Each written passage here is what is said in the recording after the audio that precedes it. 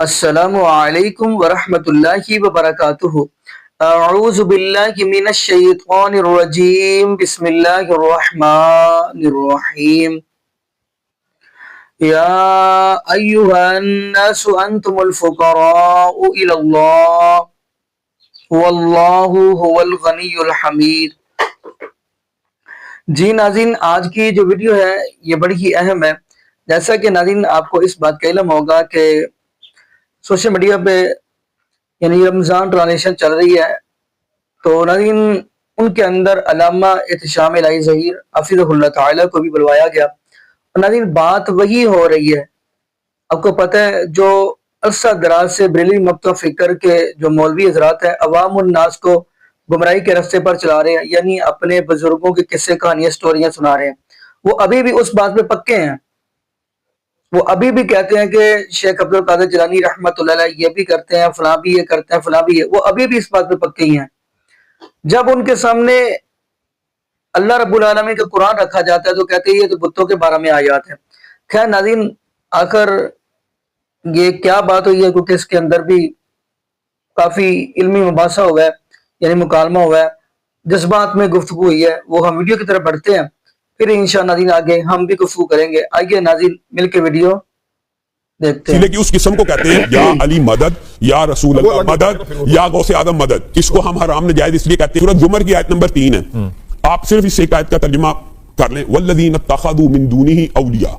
اللہ کے علاوہ جب بھی کوئی شخص کسی کو پکارتا ہے وہ یہ جملہ کہتا ہے، ما نعبدہم، میں ان کی عبادت نہیں کرتا، الا لیقربونا الی اللہ زلفیٰ، یہ ہمیں اللہ کے قریب کرنے والے ہیں۔ لات منات اور عزا کے جو بت تھے، وہ لات منات شخصیات کا نام تھا نا، ان کا توسل ہی ڈالتے تھے نا اللہ کو۔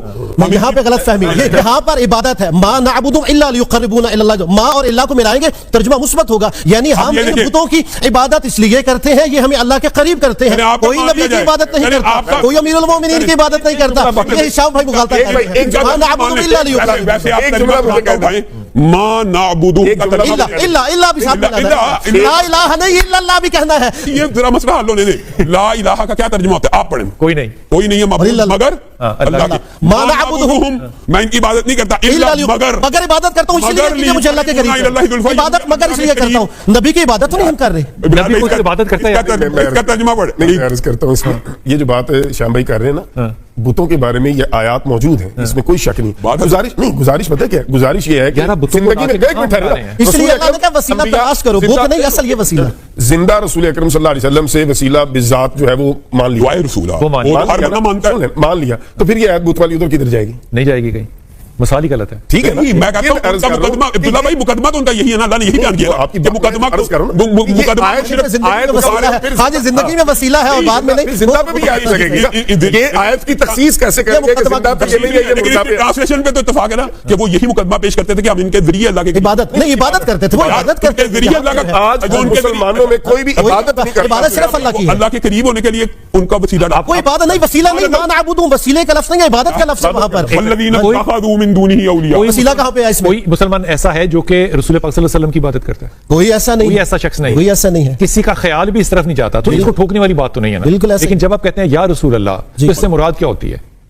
اس سے کیا مراد ہوتی ہے؟ اب ظاہری بات ہے کہ ہم رسول خدا صلی اللہ علیہ وسلم کو مخاطب کر رہے ہیں، کیسے آسان۔ آپ تشہد میں کیا کہتے ہیں؟ السلام علیکم ہم قبروں پہ جا کے آتے ہیں السلام علیکم یا اہل القبور، لہذا یا رسول اللہ کہنے میں بھی کوئی اشکال نہیں ہے، لیکن یہاں پر وسیلے پہ اور دوسری ایک تھوڑی سی اور بات کرتے ہیں نا، جب آپ کہتے ہیں کہ یا رسول اللہ مدد، میں مثال دے رہا ہوں، یا اللہ مدد، یا رسول اللہ مدد، آپ رسول کی نہ عبادت کرتے ہیں، نہ رسول پاک صلی اللہ علیہ وسلم کو اللہ سمجھتے ہیں۔ آپ ایاک نعبد و ایاک نستعین، استعانت بھی صرف اللہ کی ہے۔ آپ اللہ کے رسول سے مدد مانگ رہے ہیں کیونکہ وہ اللہ کے رسول ہیں، اسی لیے مانگ رہے ہیں۔ ایک آیت مجھے عرض کرنا، اس میں کیا مسئلہ کیا ہے؟ اس میں ایک آیت مجھے عرض کرنا، قرآن کریم میں اللہ رب العزت نے ارشاد فرمایا، یا ایھا النبی حسبک اللہ، اے نبی صلی اللہ علیہ وسلم آپ کے لیے اللہ کافی ہے، ومن اتبعک من المؤمنین، اور آپ کے لیے وہ بھی کافی ہیں جو ایمان والے ہیں۔ یعنی ایمان والوں کے ذریعے مدد اللہ فرما رہا ہے، لیکن ایمان والوں کے ذریعے فرما رہا ہے۔ وہ یار یہ ایمان والوں کے ذریعے رسول آپ اس بات کو کنفیوز کر رہے ہیں کہ ہم ایک دوسرے کی مدد نہیں کر سکتے، یہ اس کے اوپر اختلاف ہی نہیں ہے، لیکن یہ ہمارا اتفاقی ہے کی بات آپ نے فرمائی کہ قرآن کریم میں ایاک نعبد و ایاک نستعین ہے، تو اسی قرآن کریم میں یہ بھی تعاونوا علی البر والتقوی ولا تعاونوا علی الاثم والعدوان، لہذا اس کو سویپنگ طور پہ نہ ہم کہیں۔ استمداد آپ الگ ٹاپک رکھیں، استمداد اور استغاثہ الگ ٹاپک ہے، استعانت ایک دوسرے کی مدد کرنا ما تحت الاسباب اور ما فوق الاسباب میں فرق نہیں ہے۔ یہ کس نے تقسیم کی ہے؟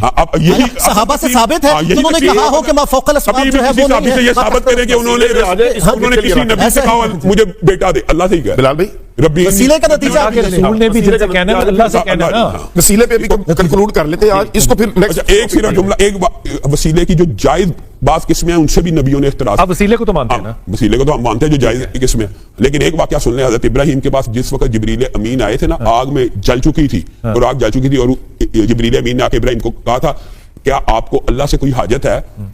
کیا آپ کو، یعنی وہ پیغمبر ہے، درمیان میں ایک واسطہ ہے، اس کے ذریعے ابراہیم اللہ کو پیغام دے سکتے ہیں، لیکن جبریل امین کو بھی ابراہیم نے کہا تھا حسبی اللہ، میری تیرے سے کوئی حاجت نہیں، میرے لیے میرا رب کافی ہے، حالانکہ جائز تھا جبریل کو کہنا کہ آگ بجھا دے۔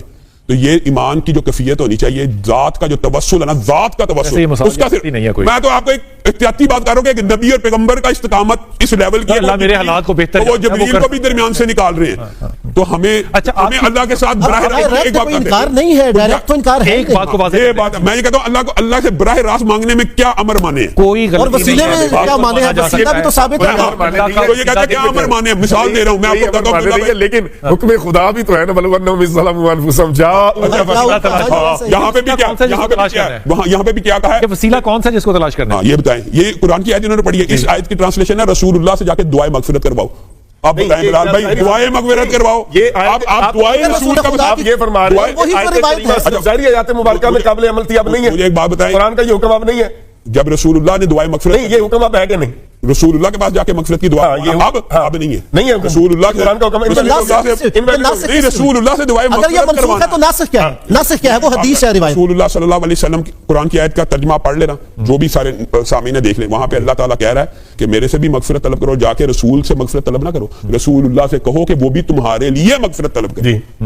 اس کے اوپر کیا وسیلہ تو بنا لیا نا، تو دعائے رسول کا وسیلہ تو ہم مانتے ہیں پہلے وقت سے۔ آپ کس وسیلے کو نہیں مانتے؟ توسل ذات کے کہ میں یہ کہوں، میں آپ سے کہوں کہ آپ دیں مجھے، یہ کہہ رہے ہیں؟ میں یہ کہتا ہوں کہ اے اللہ نیکیوں تو انہیں کی تھی، اے اللہ نیکیاں اس نے کیا، اس کے واسطے مجھے معاف کر دے، اس کے صدقے مجھے معاف کر دے، اس کی نیکیوں کے صدقے میں، اس کے صدقے مجھے معاف کرنا، یہ کہتے ہیں لوگ رسول اللہ کے صدقے میں معاف کر دو، رسول اللہ کے صدقے معاف کرو، اصل میں یہ ذات کا جی ناظرین، آپ نے یہ ویڈیو مناظر فرمائی، تو ناظرین سورۃ الفاتر ہم آپ کے سامنے پڑھتے ہیں۔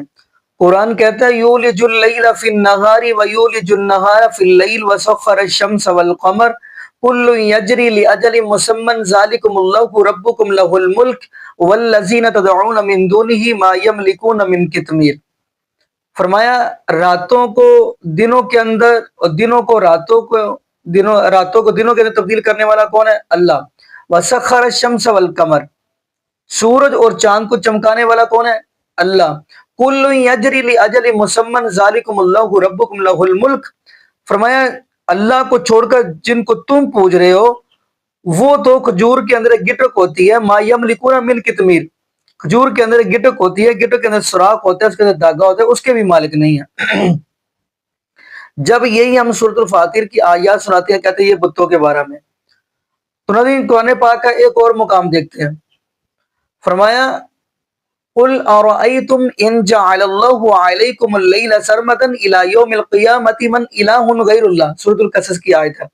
اللہ رب العالمین یہاں پہ اپنے محبوب علیہ الصلوۃ والسلام سے فرما رہے ہیں آپ یہ فرما دیجئے کہ اگر اللہ پاک قیامت تک رات رکھیں تو کوئی ہے بزرگ، کوئی بھی ہے بڈیرا، کوئی ہے پاپا جو دن لا سکے۔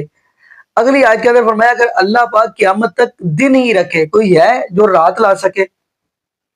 چلو یہ بھی آیتیں سنائیں، کہتے ہیں یہ بتوں کے بارے میں۔ چلو پھر ہم ناظرین سورۃ الاعراف کی آیت نمبر 194 کی طرف چلتے ہیں، پھر یہ لوگ اس آیت کا ہی جواب دے دیں جو کہتے ہیں ساری آیتیں یہ بتوں کے بارے میں ہی ہیں، اللہ معاف فرما دے، اللہ میری توبہ۔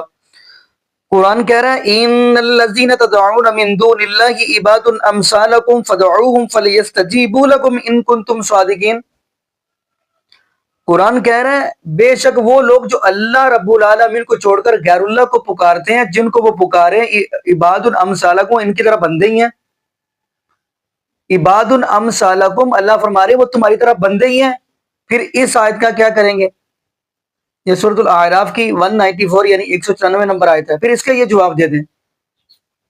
یقین مانیے ناظرین بڑے ہی دکھ کے ساتھ یہ باتیں کر رہا ہوں. پتہ نہیں وہ کہتے ہیں جہاں پہ شرک ہو وہاں پہ عقل نہیں ہوتی، اور جہاں پہ عقل ہو وہاں پہ شرک نہیں ہوتا.